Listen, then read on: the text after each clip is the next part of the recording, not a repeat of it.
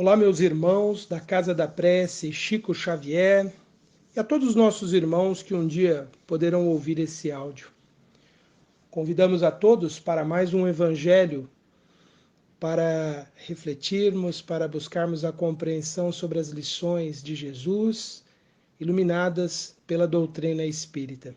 Eu convido a todos, então, nestes minutos iniciais, para aqueles que desejarem, podem colocar o copo d'água para acompanhar a prece, elevando o nosso pensamento a Deus, o Pai de amor, de sabedoria infinitos, pedindo que permita aos espíritos amorosos, trabalhadores do bem, a nos inspirarem nestas reflexões.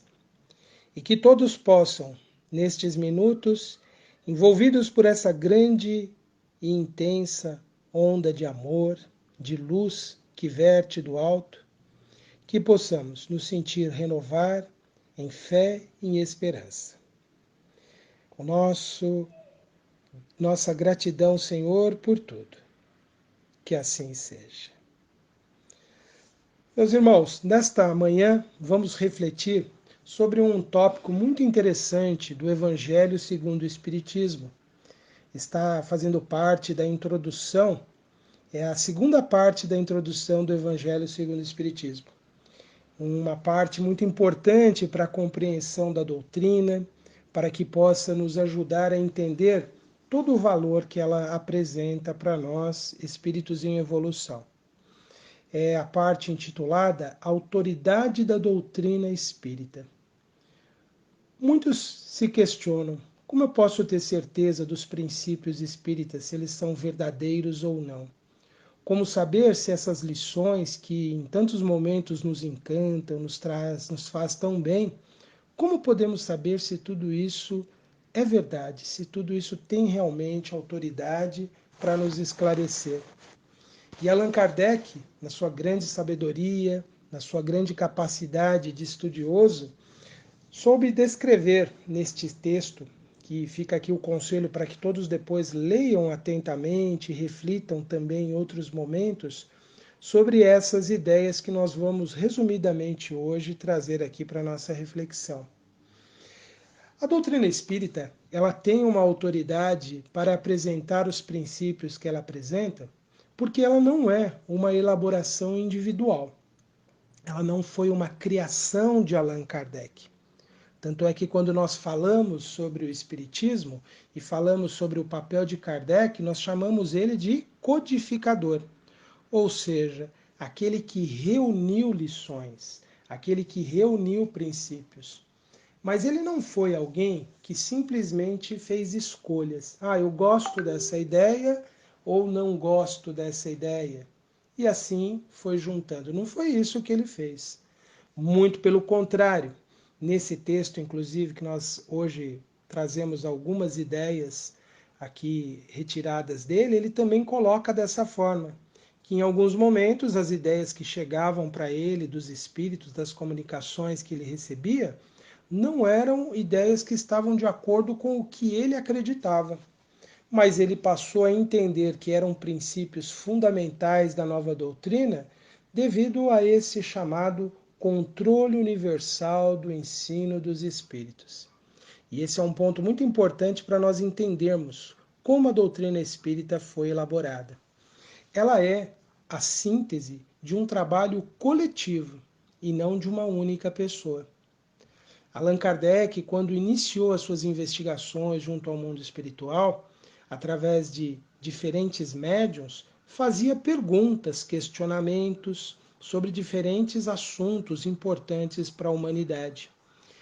Mas ele foi recebendo também de outros grupos espíritas que foram se formando, ele foi recebendo novas comunicações. E essas novas comunicações iam confirmando aquelas primeiras comunicações que ele recebera e ia trazendo elementos para formular novos princípios da doutrina espírita. Então, ela é uma obra, ela tem a sua autoridade porque ela é uma obra coletiva. Não foi apenas um único espírito que ditou as comunicações, não foi apenas um único médium que recebeu essas comunicações. E muito importante também para a gente entender por que a doutrina espírita tem essa autoridade, é porque esses grupos não tinham contato entre si. Não eram muito fáceis naqueles tempos de Allan Kardec, a segunda metade do século XIX, os meios de comunicação. Uma carta para chegar de uma cidade a outra levava dias.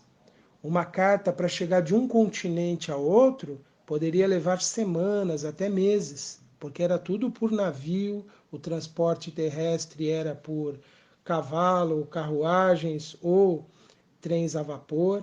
Mas o fato é que as comunicações não chegavam muito rápido. Então, naquele período, as comunicações, quando chegavam, não havia ali a possibilidade das pessoas terem trocado ideias entre si.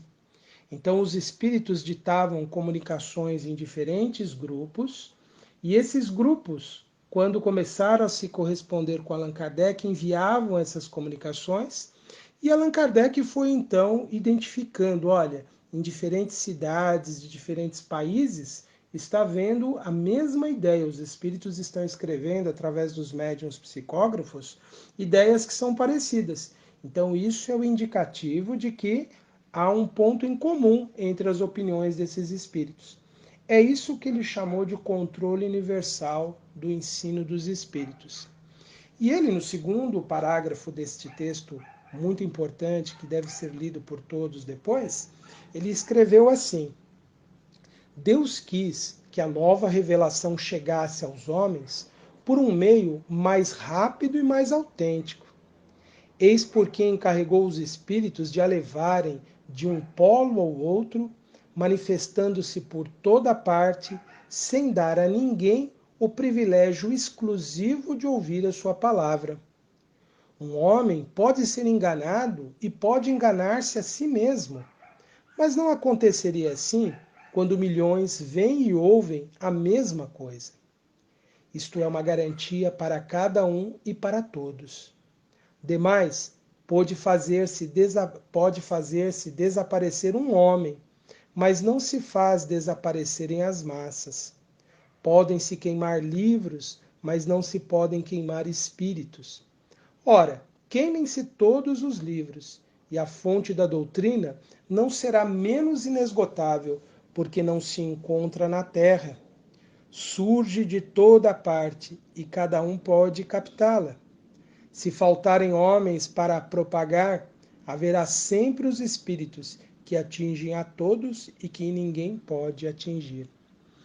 Neste trecho, então, nós vemos uma síntese de como foi importante essa forma da terceira revelação chegar à humanidade.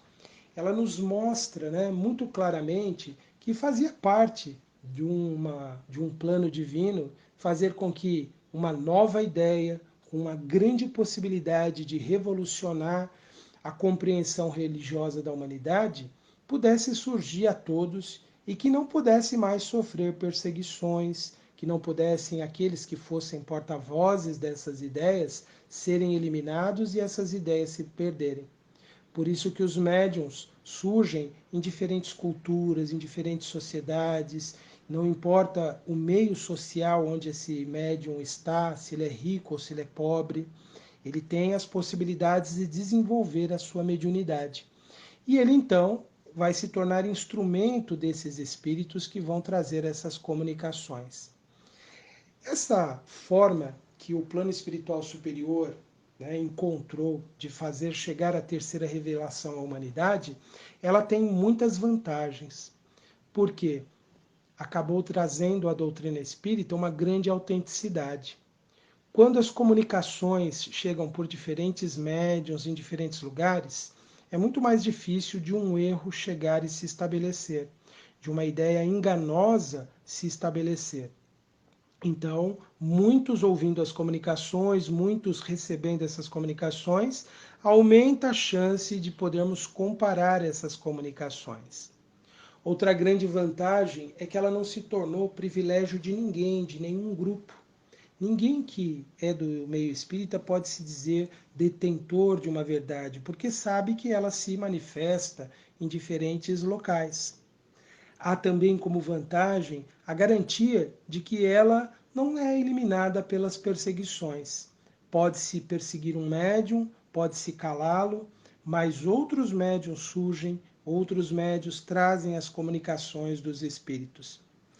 Outra grande vantagem da doutrina espírita ter sido difundida em tantos lugares diferentes é que isso aumentou a aceitação delas em diferentes meios.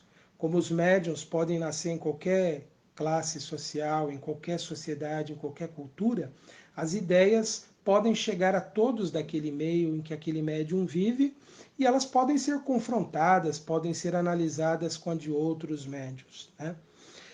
Outra grande vantagem dessa forma como o Espiritismo foi estabelecido, como os princípios fundamentais chegou, é que isso permitiu reconhecer que as comunicações que os espíritos trazem podem ser procedentes de espíritos de diferentes ordens, de diferentes condições intelectuais, morais. Desde espíritos ignorantes até espíritos muito elevados, muito cultos, podem se comunicar. Alguém pensaria assim, mas qual o valor dessas comunicações de espíritos imperfeitos se comunicando através dos médiuns? Não seria melhor se somente os bons e sábios espíritos pudessem se comunicar? Pois bem, a liberdade de comunicação é um princípio importante que hoje nós valorizamos muito na sociedade. Ninguém é a favor de censura. Por que haveria uma censura no mundo espiritual? O fato é que, quando nós temos muitas ideias, nós podemos compará-las e perceber aquelas que fazem melhor sentido. Nós podemos destacar o bem quando ele prolifera no meio do mal. Nós podemos destacar a verdade quando ela prolifera no meio de um monte de enganos. Então, todas essas comunicações são permitidas no mundo espiritual justamente como uma oportunidade para que a gente possa desenvolver o nosso discernimento, a nossa capacidade de análise, a nossa capacidade de reflexão. Por isso que é possível a qualquer espírito que desejar se comunicar por qualquer médium que aceitar as comunicações. Mas sempre caberá para nós do meio espírita a responsabilidade de avaliar muito as comunicações que nos chegam, de considerar sempre com muito critério, com muita atenção, tudo aquilo que nos chega. Não é porque um médium considerado respeitável, um espírito que se apresenta com um determinado nome, que muitas vezes fala muitas coisas boas, muitas coisas úteis, que ele vai ser o detentor absoluto da verdade. Mesmo porque nós sabemos que a verdade, ela é algo que nós devemos buscar permanentemente. Não existe uma verdade pronta, acabada para aqueles que estão em evolução ainda. Ela é parte de um longo processo de conquista, de aprendizado. Por isso que os espíritos recomendam tanto que nós estudemos permanentemente.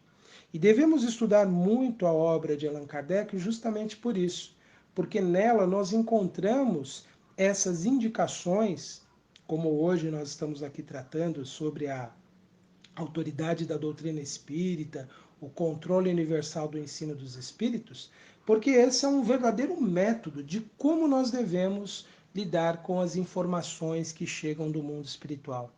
Elas devem ser sempre comparadas com diferentes comunicações obtidas em diferentes meios.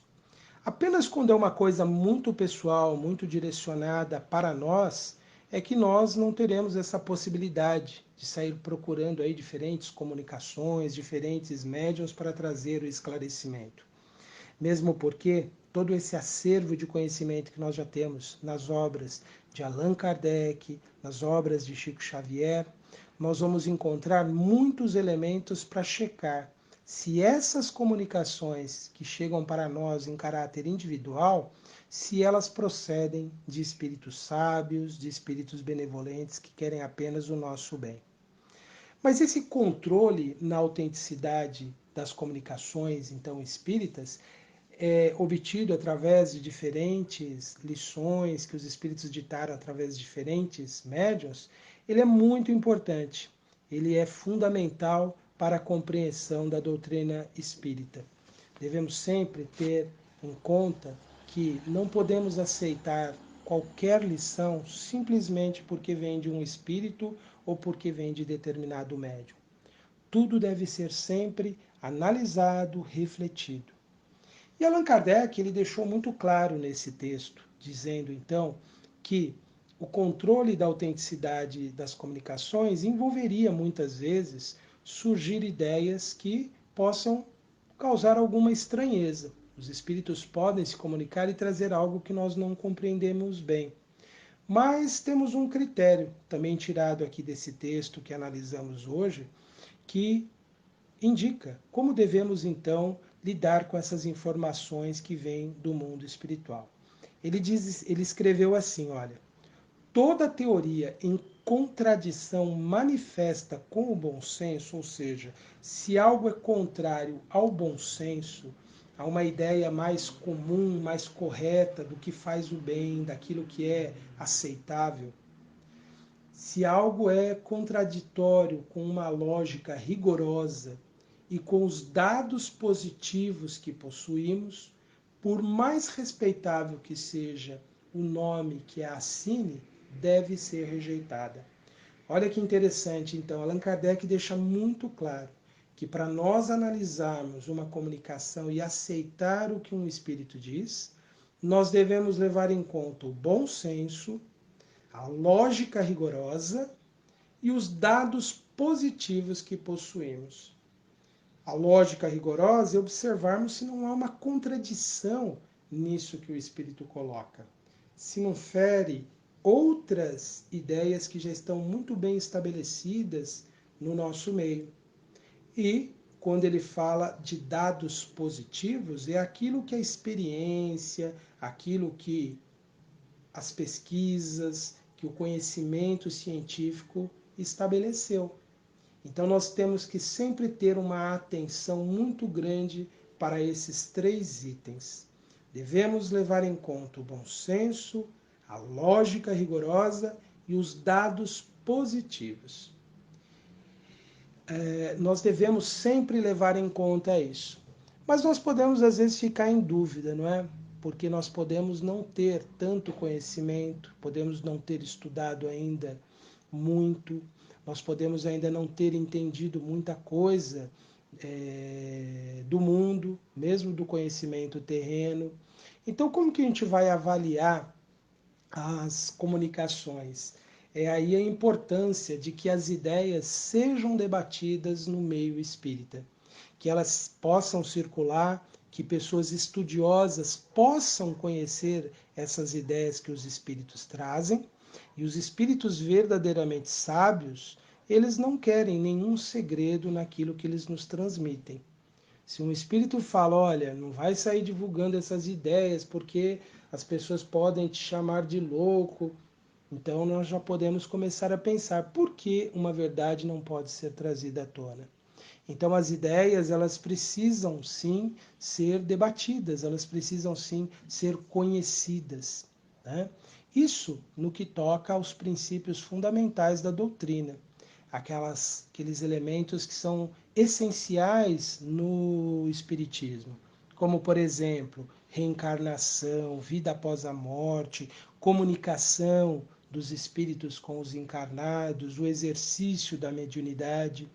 Tudo que os espíritos falam sobre isso, se eles colocam na condição de que é um segredo que não deve ser debatido, já deve nos colocar então nessa condição de nos questionar por que não pode ser, não é? Por que uma ideia não pode ser debatida com outras pessoas? Por que ela não pode ser esclarecida em outros meios? É isso que se chama então controle universal do ensino dos espíritos. Grandes ensinamentos precisam ser refletidos, meditados pelo maior número de pessoas, pelo maior número de comunicações que falem sobre eles, para dali nós tirarmos um princípio que passa a ser válido para usarmos.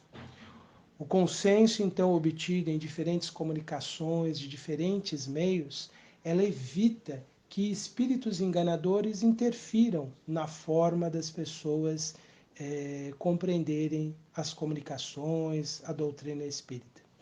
E outra garantia muito importante que Allan Kardec assinala, né, para nos mostrar assim o grande valor da doutrina espírita, mostrando a grande autoridade que ela tem ao propor explicações sobre o mundo, sobre a vida, sobre a natureza humana, sobre a sua condição espiritual, é que essas comunicações elas devem ser sempre, né, espontâneas. Elas devem estar sempre vindo numa concordância em que surja, então, em diferentes pontos, espontaneamente, essas comunicações. Aí sim nós podemos começar a observar, então, se há algo em comum entre essas ideias.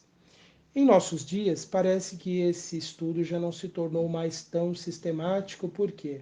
Porque nós já temos um grande acervo, nós temos um grande material para refletirmos, para meditarmos. As obras como as de Allan Kardec e Chico Xavier são um grande repositório para essas reflexões. Mas não significa que a doutrina espírita deva ficar paralisada. Novas comunicações podem surgir, novas comunicações vão espontaneamente aparecendo, em que os espíritos vão se comunicando, mas elas não deverão, por exemplo, contradizer princípios que já estão muito debatidos, que já estão muito analisados no meio espírita como os princípios fundamentais da doutrina espírita. Se uma nova obra espírita surgir, por exemplo, negando a necessidade da reencarnação para o progresso espiritual, mostra que esse espírito está em desacordo com o consenso de centenas, milhares de comunicações que foram dadas desde o final do século passado até os nossos dias. Então, essa ideia que negue, por exemplo, o valor da reencarnação para a evolução do espírito, ou ela não ficou bem esclarecida pelo espírito, ou é uma ideia enganosa lançada no meio espírita.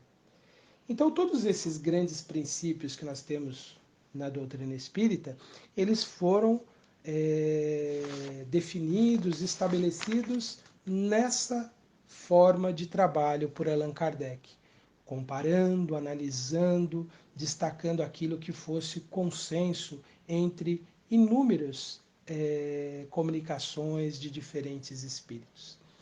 E isso é que tornou as obras de Allan Kardec de grande valor para o nosso estudo. Porque aquilo que ele escreveu, fundamentado na opinião de diferentes espíritos, é a síntese desse pensamento de diferentes espíritos obtidos por diferentes médiuns em diferentes meios.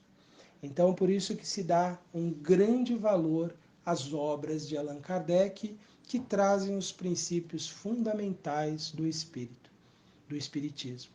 Quais são esses princípios fundamentais? A pluralidade das existências, a reencarnação, a comunicação com o mundo espiritual, a evolução do espírito, a mensagem de Jesus como a grande base para a evolução do espírito. Todos esses são grandes e importantes fundamentos da doutrina espírita. Eu convido meus irmãos, então, a todos para, neste instante, fazermos a nossa prece para encerrarmos mais este Evangelho da Casa da Prece, elevando o nosso pensamento a Deus, nosso Pai, agradecendo a bênção da vida, Senhor. Agradecendo essas lições de luz que temos recebido do mundo espiritual superior. Que possamos todos, Pai, com esse material maravilhoso, reconhecermos o quanto a nossa vida é abençoada, Pai.